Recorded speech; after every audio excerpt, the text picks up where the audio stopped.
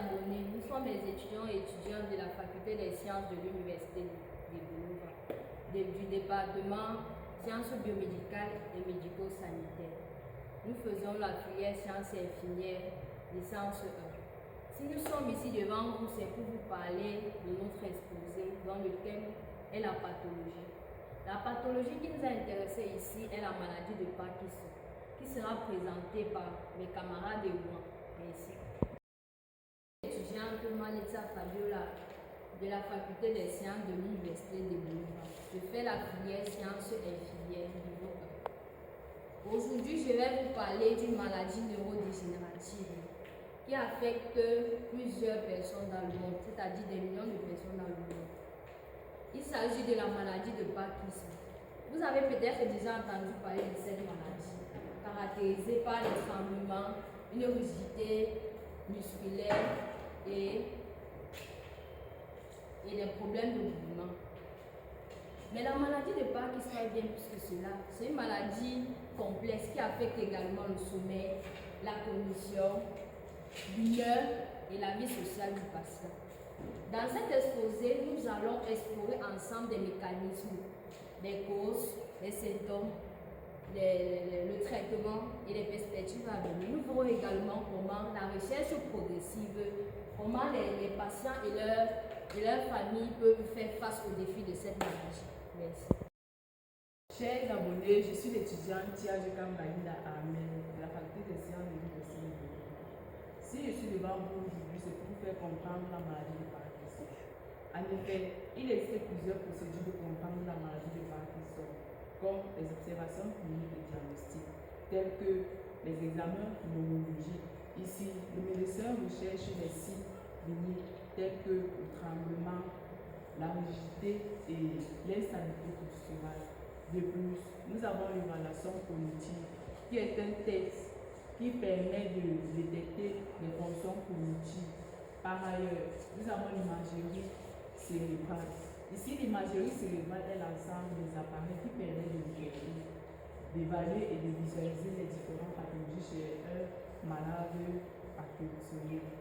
Comme premier appareil, nous avons l'IRM, qui est l'imagerie par résonance magnétique, qui permet de visualiser les structures du cerveau et de détecter les anomalies.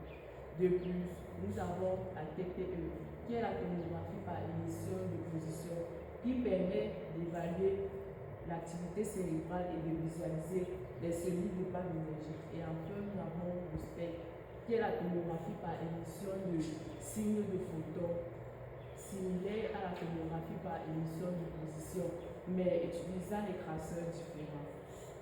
Pour chuter, nous avons les analyses biologiques, comme l'examen du liquide céphalorachidien, qui permet de détecter les niveaux anormalement bas de dopamine et bien d'autres biomarqueurs. Et enfin, les analyses génétiques, qui permettent de détecter les mutations génétiques pouvant augmenter le risque de la maladie. Merci.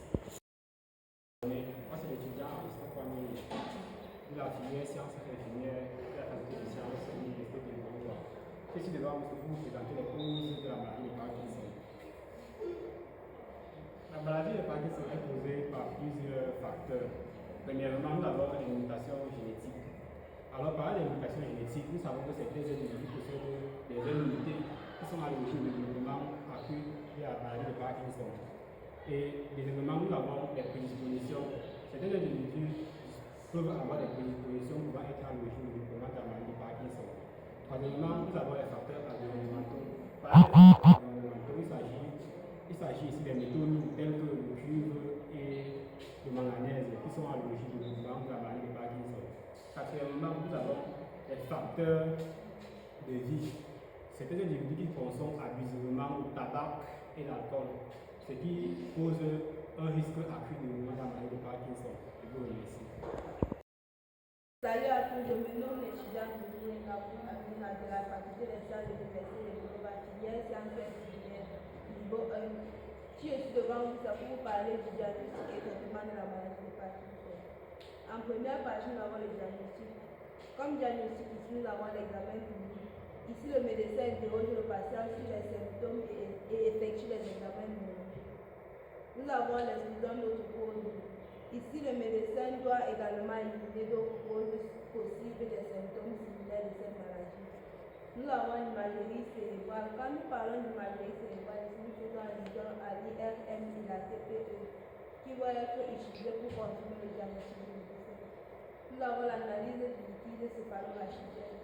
Ici, nous pouvons effectuer des portions lombaires qui vont être utilisées pour mesurer le niveau des protéines du liquide céphalorachidien. En deuxième partie, nous avons le traitement. Comme premier traitement, nous avons d'abord la prise des médicaments. Et ici, le médicament le plus utilisé est la levodopa. Nous avons l'inhibiteur de la COMT, qui est le médicament qui est utilisé pour ralentir la dégradation de la mémoire. Nous avons la thérapie comportementale. Ici, cette dernière aide les patients à gérer les troubles d'émotion. Enfin, nous avons le soutien psychologique.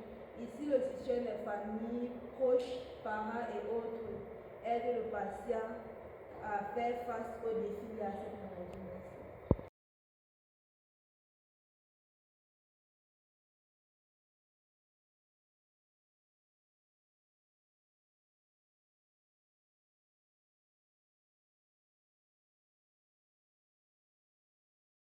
Étudiante Tony Julien Nina de la faculté des sciences de l'université de Moldova, de la filière sciences infirmières.